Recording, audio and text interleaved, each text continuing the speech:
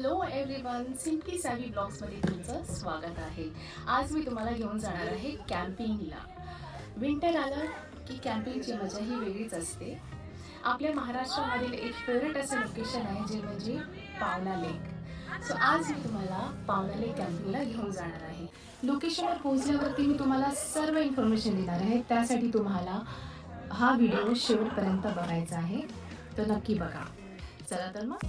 आमचा 40 जणांचा ग्रुप असल्यामुळे आम्ही प्रायव्हेट बस केली होती. नंतर बस समोर आम्ही नारळ फोडून गणरायाचे नाव घेऊन आम्ही ट्रिपला सुरुवात केली.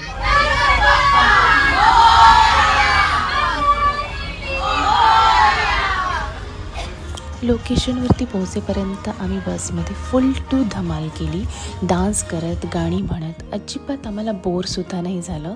तुमचा ग्रुप असेल तर तुम्हीसुद्धा नक्की ट्राय करा.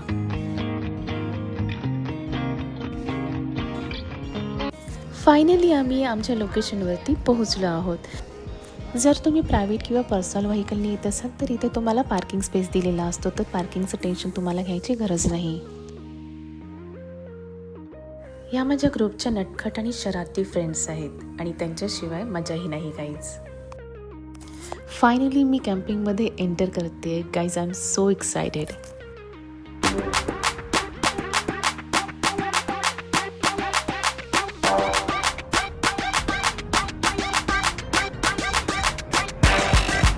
सो गाईज, तुम्ही इथे बघू शकता की टेंटची अरेंजमेंट जी आहे ती खूप चांगल्या प्रकारे आणि नीट अँड क्लीन आहे.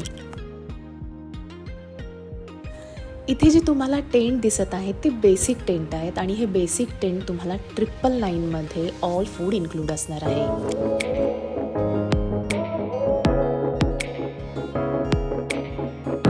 आता आपण बेसिक टेंट आतून कसं असतं ते बघूया. इथे तुम्हाला प्रॉपर बेड अरेंज करून दिलेला असतो. सोबत तुम्हाला ब्लँकेट पण दिलेले आहे आणि इथे तुम्ही बघू शकता एक छोटीशी विंडो आहे जी तुम्हाला व्हेंटिलेशनसाठी दिलेली आहे. तुम्ही जर हायजीन फॉलो करत असाल तर स्वतःचे ब्लँकेट तुम्ही कॅरी करू शकता. चला तर मग मी स्वतः ह्या टेंटमध्ये बसून दाखवणार आहे की हे टेंट कम्फर्टेबल आहे की नाही. सो गाईज, ही टेंट खूप कम्फर्टेबल आहे आणि ह्या टेंटमध्ये 2 पर्सन आरामात झोपू शकतात. तर हे आहेत आपले ब्लॅक पर्ल कॉटेजेस. आतून कसे आहेत ते आपण बघूया. इथे तुम्ही बघू शकता तुम्हाला किंग साईजचा बेड प्रोव्हाइड केलेला आहे आणि सोबत पिलो आणि ब्लँकेट्स आहेत. इथे तुम्हाला कूलर, चार्जिंग पॉईंट, लाईटसुद्धा आहे आणि एक विंडो आहे जे व्हेंटिलेशनसाठी. एकदम कम्फर्ट असं कॉटेज आहे जे तुम्हालाही नक्की आवडेल. ह्या कॉटेजचे चार्जेस आहेत 2000 पर पर्सन. सोबत तुम्ही आउटडोर गेम्स आणि वॉटर ॲक्टिव्हिटीज नक्की एन्जॉय करा. माझ्यासोबत माझ्या सर्व फ्रेंड्सने सुद्धा या गेम्सचा पुरेपूर आनंद घेतला आहे.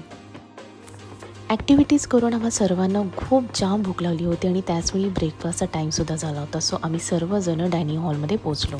तर ब्रेकफास्टमध्ये आम्हाला स्पेशली मिसळपाव दिली होती आणि जेन्युनली गाईज मिसळपावची जी टेस्ट होती ना ती खूप खूप टेस्टी होती. आम्हा सगळ्यांना खूप आवडली ती. इथे ब्रेकफास्टचा टाईम 5:30 to 6:30 आहे.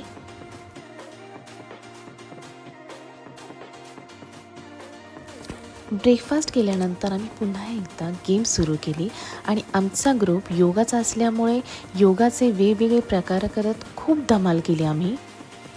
तुम्हीसुद्धा तुमच्या ग्रुपसोबत इथे व्हिजिट करून खूप धमाल करू शकता.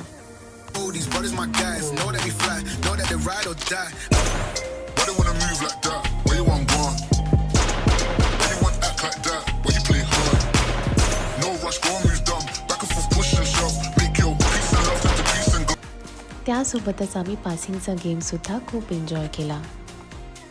फायनली मला सनसेटचा व्ह्यू मिळाला आहे गाईज, पण फॉगी क्लायमेट असल्यामुळे क्लिअर दिसत नव्हते. पण evening atmosphere is awesome guys.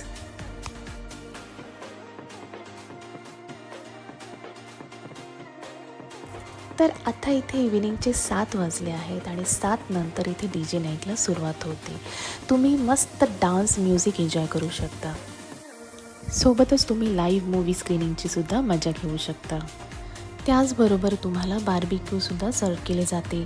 बार्बिक्यूमध्ये तुम्हाला व्हेज आणि नॉनव्हेज हे दोन्ही ऑप्शन असते आणि हे जे बार्बिक्यू जे असते ते तुम्हाला लिमिटेड आहे. तर हा डायनिंग हॉल आहे आणि इथे तुम्हाला लाईव्ह मूव्ही स्क्रीनिंग आणि DJ एन्जॉय करता येईल. बार्बिक्यू एन्जॉय केल्यानंतर आम्ही मस्त DJ नाईटमध्ये डान्सला सुरुवात केली.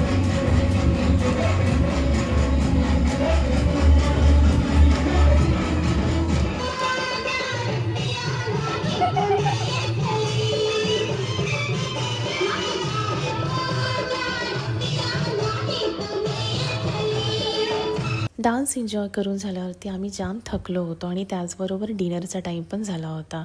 सो डिनरमध्ये तुम्हाला व्हेज आणि नॉनव्हेज हे दोन्ही पण ऑप्शन असते. तर आम्ही इथे नॉनव्हेज घेतलं होतं. नॉनव्हेजमध्ये आम्हाला चपाती, राईस, एग मसाला, चिकन करी, सॅलड आणि जलेबी दिली होती. डिनरनंतर इथे लाईव्ह म्युझिकला सुरुवात होते. आम्ही पण लाईव्ह म्युझिक खूप मस्त एन्जॉय केला. त्यानंतर आम्ही बॉनफायरजवळ जाऊन बसलो होतो. थंडी पण फार होती आणि आम्ही बॉनफायरजवळ डान्ससुद्धा केला. सोबत आम्ही लाईव्ह म्युझिकचा सुद्धा एन्जॉय केला.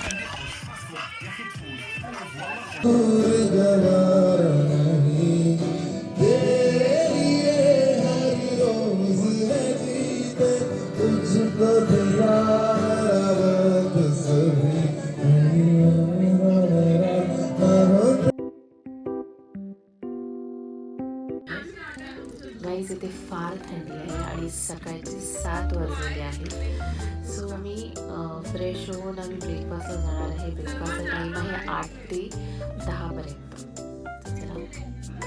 टेंटमधून बाहेर आल्यावरती समोर ब्युटिफुल असा सनराईज मला बघायला मिळाला. सकाळच्या थंडीमुळे आम्ही खूप गारठलो होतो, त्यामुळे आम्ही शेकोटीजवळ जाऊन थोड्या वेळ बसलो. त्यानंतर आम्ही रिलॅक्स फील केलं. नंतर आम्ही फ्रेश होऊन ब्रेकफास्ट केला आणि ब्रेकफास्टमध्ये आम्हाला गरम गरम पोहे आणि चहा दिला होता. सो आफ्टर ब्रेकफास्ट आम्ही बोटिंगच्या ठिकाणी पोहोचलो. एक पॉईंट तुम्हाला सांगायचं आहे की बोटिंगचे चार्जेस जे आहेत ते 200 पर पर्सन आहेत. हे पॅकेजमध्ये तुम्हाला इन्क्लूड नसणार आहे. सो आपल्याला ह्याचे सेपरेट पे करायचे आहेत. इथे बोटिंग आणि कायाकिंग हे दोन्ही ऑप्शन असतात. तुम्ही दोन्हीही एक्सपिरियन्स करू शकता. इथे तुम्हाला लाईफ जॅकेटसुद्धा दिलं जातं आपल्या सेफ्टीसाठी. फायनली आम्ही बोटिंगचा एक्सपिरियन्ससुद्धा इथे घेतला.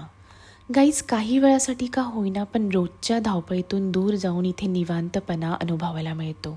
मित्रमैत्रीण किंवा फॅमिलीसोबत जो केलेला एन्जॉय असतो ना, तो एक अविस्मरणीय आणि सुखद अनुभव देतो. तुम्हीसुद्धा पावना लेक टुरिझम कॅम्पिंगमध्ये नक्की व्हिजिट करा.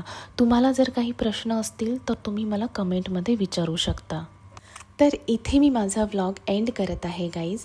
आय होप तुम्हाला माझा व्लॉग आवडला असेल. तर नक्की लाईक, शेअर आणि सबस्क्राईब करायला विसरू नका.